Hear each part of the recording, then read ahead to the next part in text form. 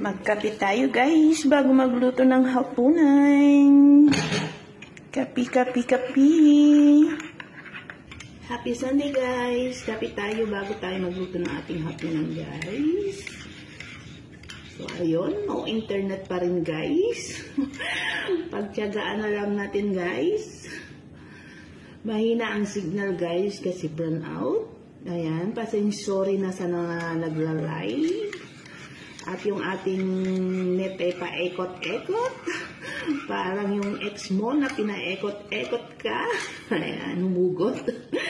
Kape tayo guys. Bless Sunday guys, everyone. Ayan.